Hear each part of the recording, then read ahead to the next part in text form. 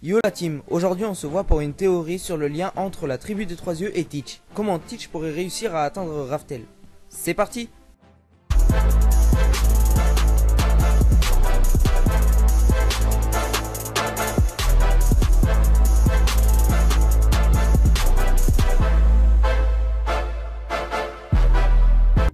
Le plan de Teach commence lorsqu'il a rejoint l'équipage de Barbe Blanche il y a un peu plus de 20 ans. À cette époque, son but était de se rapprocher du Yami Yami no Mi, ou fruit des ténèbres, qui 20 ans après est tombé entre les mains de Satch, qui malheureusement en a fait les frais et fut assassiné par celui-ci. Ce meurtre a été considéré comme le pire crime commis à bord de l'équipage de Barbe Blanche et a mis en colère Ace qui, fou de rage, s'est lancé à sa poursuite sur Grand Line. Mais sur l'île de Banaro, Teach l'a vaincu, et sa capture lui a permis de devenir Shichibukai. Ce poste ou titre faisait partie de son plan depuis le début afin d'aller à Impel Down pour recruter des nouveaux membres d'équipage. Ainsi, des nouveaux membres comme Vasco Shoot, Avalo Pizarro ou Shiryu l'ont rejoint. Mais avant d'y retourner, il est parti à Marineford récupérer le Gura Gura no Mi, ou fruit des fissures, pouvoir appartenant à Barbe Blanche. J'expliquerai comment a-t-il procédé dans une prochaine vidéo. Barbe Blanche étant mort, Marco a pris sa succession à la tête de l'équipage. Alors pendant l'ellipse, il y a eu une guerre que l'on a appelée la guerre de la revanche qui a opposé Teach à Marco et ses anciens compagnons. Mais malheureusement, Marco a subi une défaite écrasante et à partir de là, Teach fut considéré comme Yonko. Alors son plan est le plan le plus machiavélique de tout One Piece. Teach est un véritable génie du mal et celui-ci sait sûrement comment atteindre Raftel. Enfin, je pense qu'il a un plan par rapport à ça. Ne me dites pas que ce génie du mal a oublié ou ne sait pas que pour atteindre Raftel, il faut 4 autres poneglyphes et qu'il faut les déchiffrer. Car son objectif à lui aussi est de devenir roi des pirates en trouvant le One Piece. Il est sûr qu'il a un plan pour les déchiffrer et il y a une chance pour qu'il y arrive. Mais comment?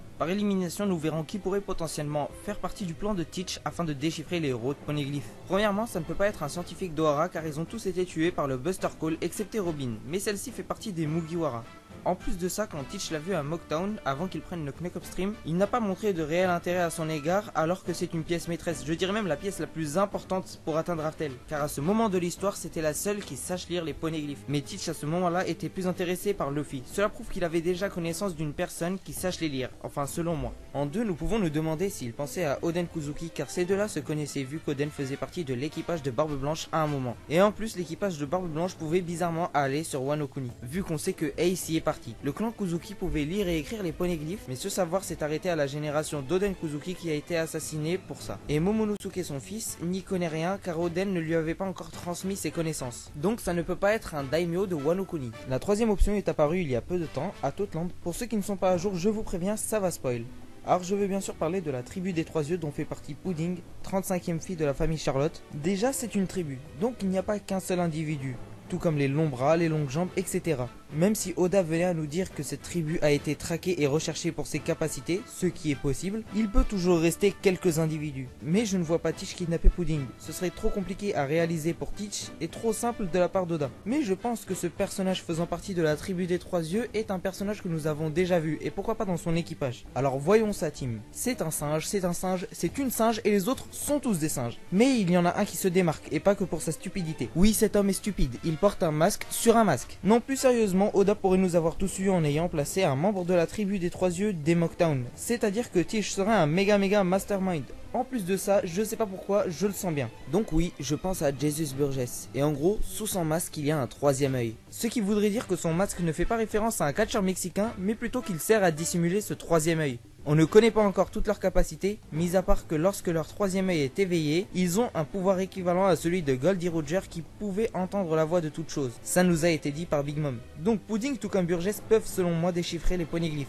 Et je me suis posé une dernière question sur cette tribu des trois yeux. Est-ce que lire en toute chose voudrait aussi dire lire les intentions des autres? Car ça expliquerait le comportement de Pudding et ça expliquerait pourquoi Burgess ne fait pas confiance à Aokiji. Il l'a clairement dit qu'il n'avait pas confiance en lui. Est-ce qu'il aurait découvert son plan? Enfin les réelles intentions d'Aokiji. Après on ne sait pas s'il a réussi à l'éveiller ou pas. Non, regardez-moi ses pattes, elles sont vraiment petites. En plus, trois yeux, ça forme une pyramide. Coïncidence? Je ne crois pas. Non, non, Jesus Burgess est une sauterelle Illuminati.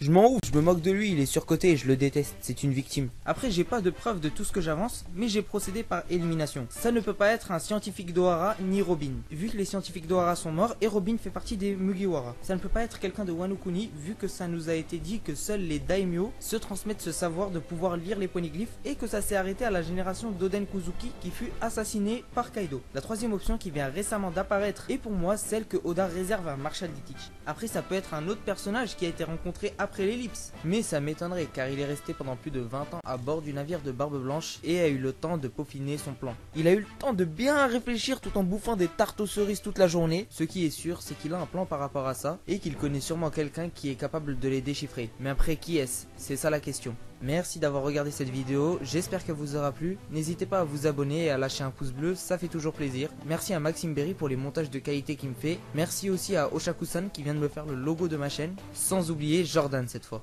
Dites-moi aux commentaires ce que vous en avez pensé, qui selon vous pourrait aider Marshall D-Teach dans son plan.